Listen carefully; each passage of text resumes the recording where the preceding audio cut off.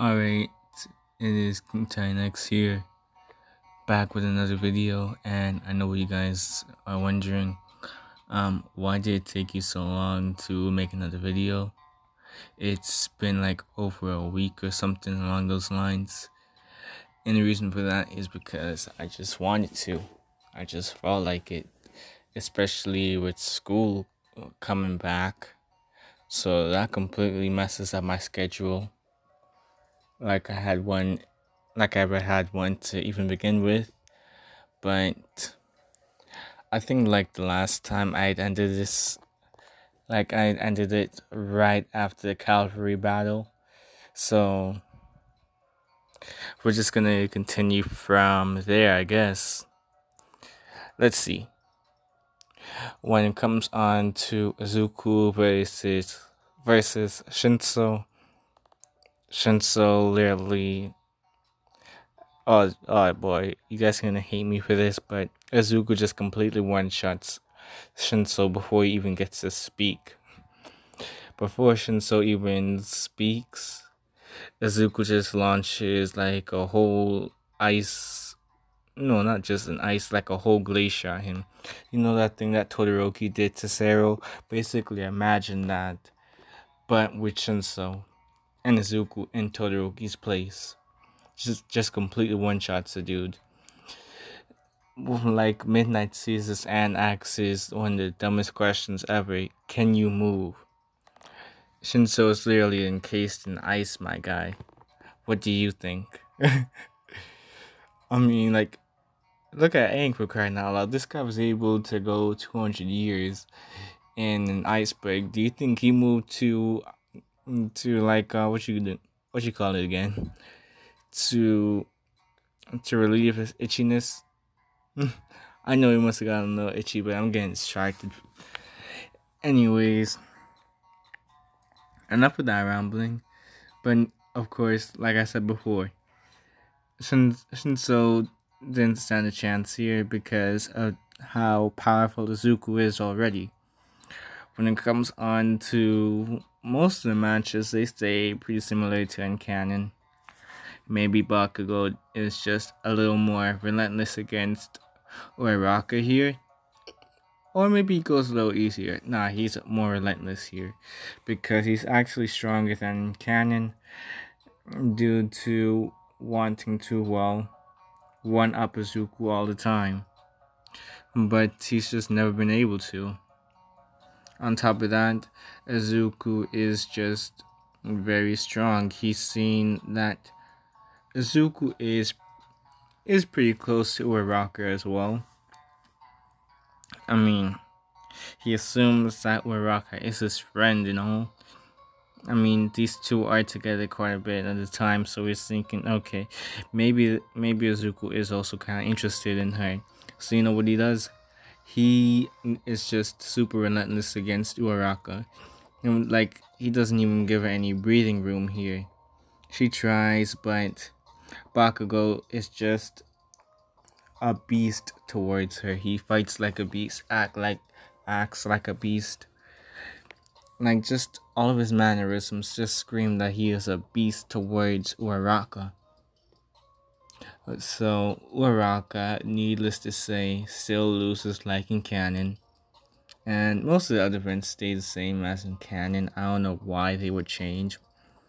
But when it comes on to the interaction between Endeavor and Izuku, Endeavor compliments Izuku on the fact that he has a strong ice quake.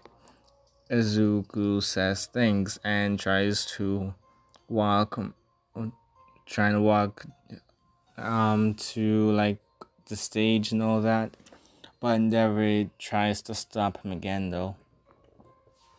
Endeavor says this though, my kid, Shota Todoroki, you know, the girl who looks like a candy cane, who has candy cane hair essentially, red and white hair. Yeah, that girl. She refuses to use her fire sign. Can you actually Can you actually make her use her fire side? Make her use her fire side because she has like a lot of potential that she just refuses to acknowledge. She is she is meant to be able to surpass All Might. But you want to know something though? She is just so stubborn.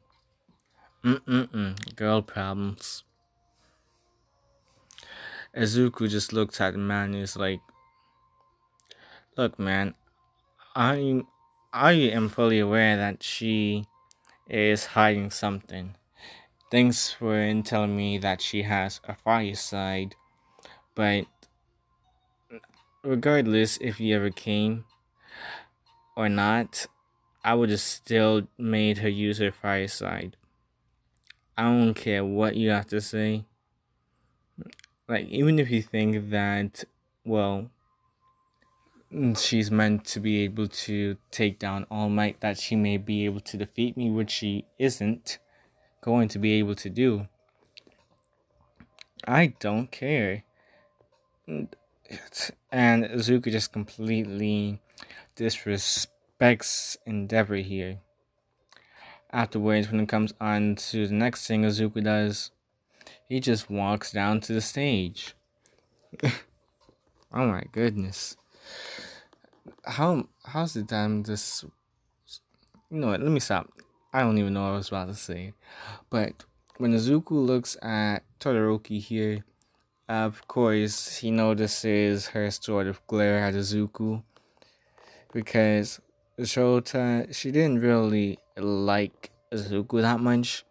More like she was just curious of his abilities at the very least. Or at the very most, honestly. And she didn't show much of an interest in him besides that because, well, Izuku was like literally the only other person in their class who have an ice-related quirk. And his quirk seemed to be really strong. So that's pretty much all that was on her mind. As soon as President Mike told him to start, that's exactly what happened. Todoroki tried to catch Izuku off guard by bombarding him with ice attacks, but Izuku was ready. He literally shot some ice attacks as well. These two ice attacks collided. Next thing you know, they break. That continues for a little while, and Todoroki is getting frustrated because Izuku is just doing the same moves over and over again. He hasn't even moved from his spot. Not even an inch, to be honest. And that's what frustrates Todoroki here, because it seems as if Izuku isn't taking her seriously. And so, you know what she does? She calls him out. Being like, alright, why does it seem like you're not taking this seriously?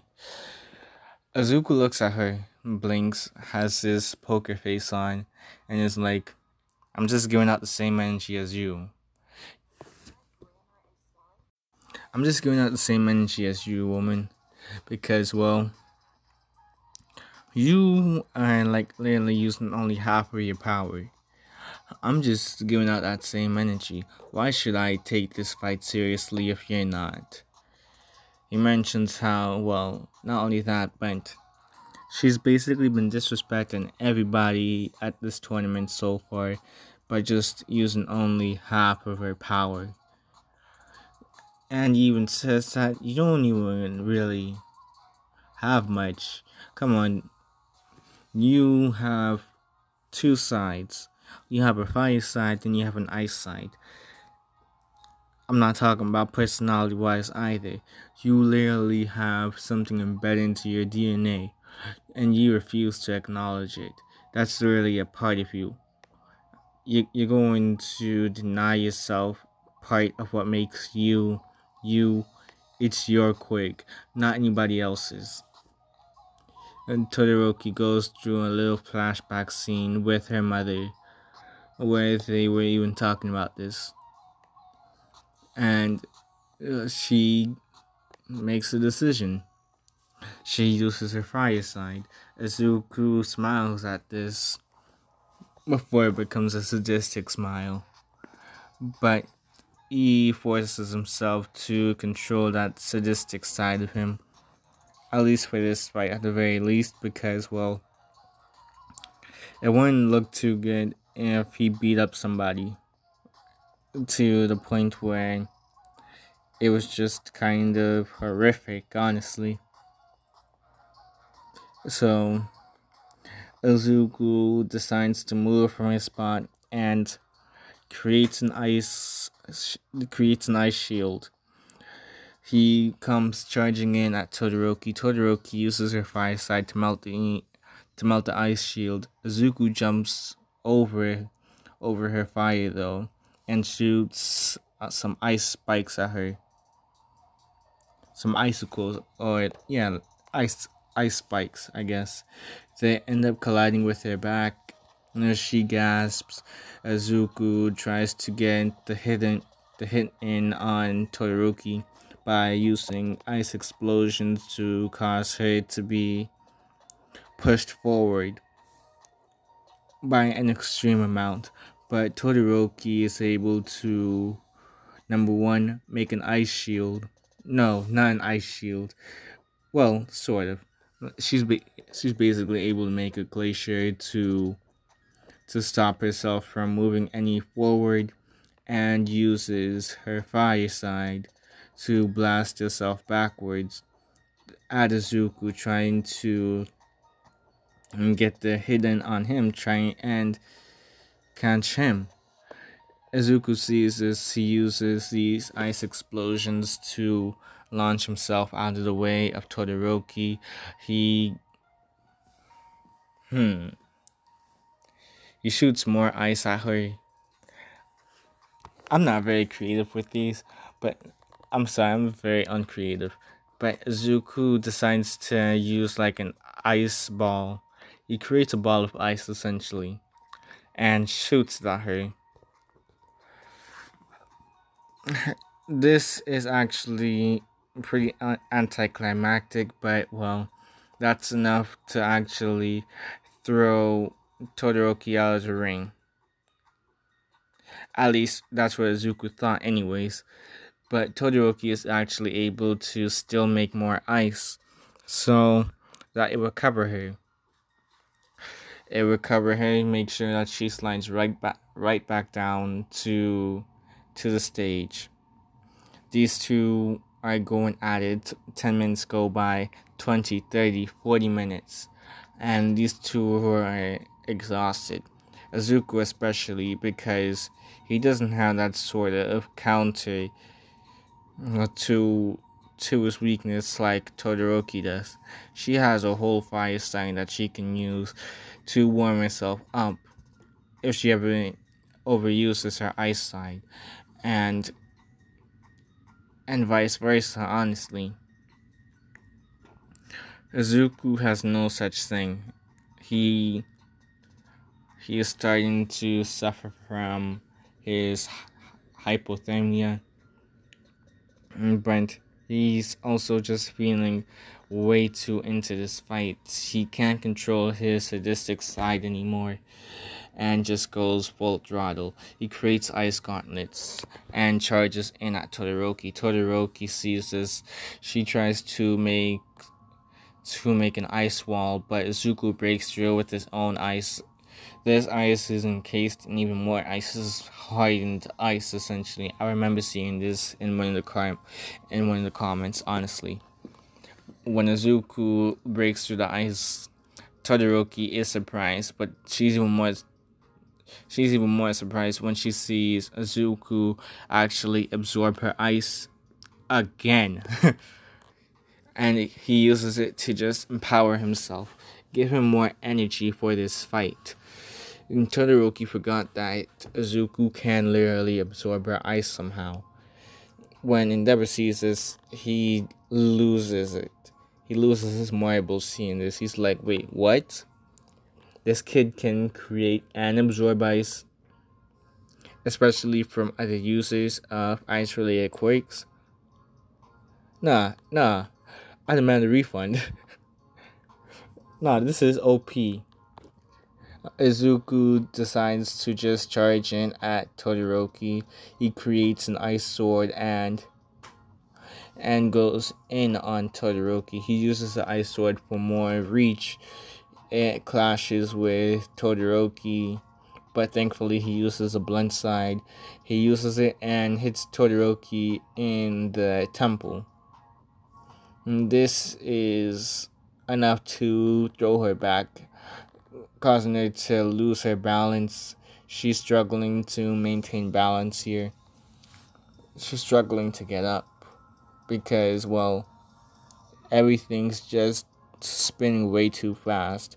Izuku notices that now she is kind of struggling to gain her footing, and he uses it to his full advantage. He charges right in at Todoroki, creates an ice boot, and kicks her in the leg. This is enough to cause her to drop to one knee in pain. Izuku grabs her by the shirt and tosses her out of the ring. He wanted to go a little further, but he was already starting to feel the limits. And he immediately dropped down to his knees right after. The audience sees this and is just amazed because Izuku just seems like a really powerful kid. He's managed to really impress all of these people. On top of that, well, that quirk of his is just insanely powerful. When it comes on to his fight with Bakugo, Izuku is, well, still recovering from his fight against Todoroki. I'm going to say that when it comes on to Izuku fighting Bakugo, Bakugo is just angry here. He's not allowing Izuku to really make any moves here. And Bakugo sees Izuku as just somebody who's kept on copying his moves. He goes so far as to even use his howitzer impact blast, which makes a whole fire tornado. Izuku is warmed up by this though, and actually creates an ice construct as well. Well, no, more like Izuku actually encases himself in ice, like a sort of bubble of ice essentially. This, a dome of ice, yeah, that's the word. He makes a dome of ice to cover him, to be a sort of shield of the sorts. And this works actually to an extent. It basically allowed Izuku to not be blasted back, but Izuku was panting. That took a lot out of him to really make, because he's just been exerting a lot of energy already. And when it comes on to his weaknesses as well, he's really feeling them now. But he's just really into this fight. He tries to get the win in on Bakugo. Bakugo isn't having this though. Bakugo punches Izuku in the face. This time it's not a right hook, it's a jab to the face. No, forget that. It's an uppercut. He uppercuts Izuku. Izuku is sent flying into the air. Bakugo uses his explosions in order to fly up into the air as well, and shoots another explosion at Izuku, throwing Izuku even higher up. Izuku is falling, and Izuku notices that he's falling at a very rapid rate. If he doesn't stop himself soon, he may end up injuring himself really badly. So Izuku actually forces himself to make another construct, a sort of like an ice slide of the sorts. He literally just slides down on his ice. Bakugo sees this and is upset. Bakugo was thinking that he would really win here, but Izuku just had to come up with a new trick on the fly. Bakugo, he does everything in his power to, well, overpower Izuku. Izuku is just not giving up though. Well, Izuku makes some ice gauntlets and punches Bakugo with that extra strength in the punch, with that extra force in the punch, I guess. That's really made Bakugo kind of unsteady. But Bakugo uses his explosions to keep himself in control, trying to make sure that he doesn't somehow end up landing outside the ring. Bakugo tries to keep himself together. He forces himself to really attack Izuku. He really tries to even create that laser beam of his, that condensed explosion. But Izuku is really also pushing it. It got so bad to the point where over an hour fighting went by, but these two still kept on going. But their moves were getting sluggish though. Eventually, Izuku's sadistic side just was off the knockers, essentially, and he just stopped trying to hold back. Well, on himself and on Bakugo. Izuku ends up creating, what do you call it? He ends up encasing Bakugo's feet in ice. And Izuku uses his ice gauntlets to actually punch Bakugo repeatedly. Bakugo is able to break out of the ice though and charges at Izuku, throws a kick at Izuku. Izuku is able to block it though by encasing more of his body in ice. His arms are getting heavy though. He's looking at his body and he can see ice really starting to form around his skin. And it's not the ice that he generates either. Well, on purpose anyways. He's getting concerned and decides to end it quickly. He tries to end it very quickly by punching Bakugo one more time. This time these spikes. No, these gauntlets of his. He added spikes to them for more damage. And Izuku, when he punches Bakugo, this makes Bakugo bleed. But Izuku doesn't stop there.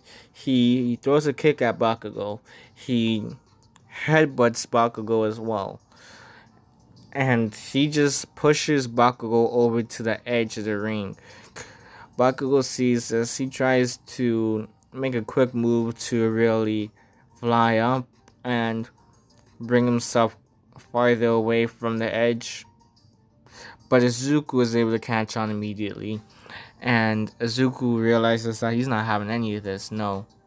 He shoots a couple ice. He shoots a couple ice spikes at Bakugo. These weren't the ones that were like very strong though. These were the ones that would just, as soon as they hit you, like they just break on contact. But they're able to really push you back. That's basically what happens here. These ice spikes push Bakugo all the way back. Izuku just spams this move for a good couple of seconds before it causes Bakugo to land outside the ring. Izuku collapses out of energy, and Midnight declares Izuku the winner of the sports festival. Everybody praises Izuku. Bakugo is pretty peeved, of course. Why not? But pretty much everything happens per usual after that. Um, but Todoroki is looking at Izuku with more interest now, especially after the things that he said. She's interested in him for more of his personality now. She's wondering, what else is there to his personality? She wants to learn more about his personality now. She wants to actually get to know him now, essentially. She doesn't see him as just an obstacle anymore. Well, she does see him as an obstacle, but also as a person now. And she wants to get to know more of the person who is Izuku. And she ends up becoming basically like Hinata. When it comes onto the whole naming thing, I remember in one of the very first Esdeath videos, somebody literally wrote down the Ice King. I was like, no, not the Ice King, King Cold. That was the word. That was the name. I was like, that's a great name, honestly. I'm gonna remember that. So, pretty much all the names are the same as in canon, except for Izuku's own. Izuku calls himself King Cold. Bakugo kind of flips because, well, where was I? So yeah, when Izuku basically announces that, his real name shall be King Cold, Bakugo immediately loses it and calls Izuku out, saying, hey, he's literally just ripping off his name.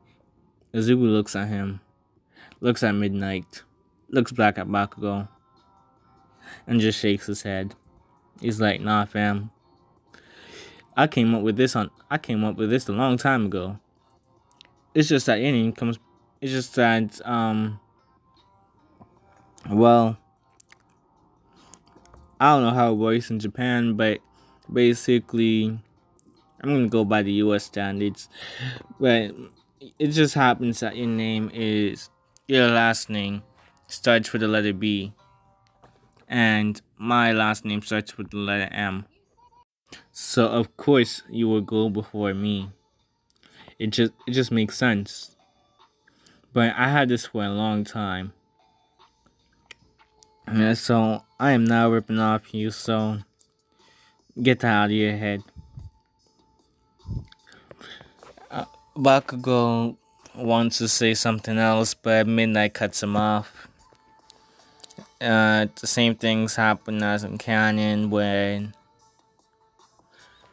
I don't know why I said the same things happen in canon. Nothing happens the same as in canon because Izuku won the sports festival and he named himself King Cold. Not only that, but well, he does not have one for all in this timeline. So All Might doesn't even want to really try and talk to him about Gran Torino. As a matter of fact, when it comes onto like the whole Hosu attack, Izuku isn't even there because he's not interning with Gran Torino. He has absolutely no need to intern with Gran Torino here. So Izuku just decides to go with a random hero who just happens to have like maybe like at least like a like at least an elemental quirk essentially. So you want to know who he goes with? Um, any elemental hero really. I don't care enough. That's all I gotta say. And because of what happened there, because Zuko is never at Hosu City, your boy either dies. I'm sorry.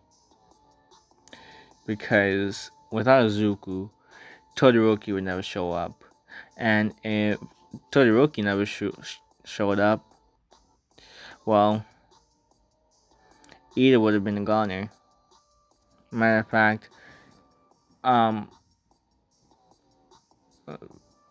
Ida was very close to being a goner from the very beginning when he was trying to fight Stain.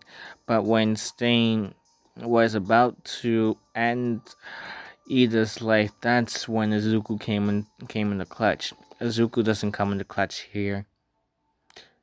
And it's a very sad day, to be honest.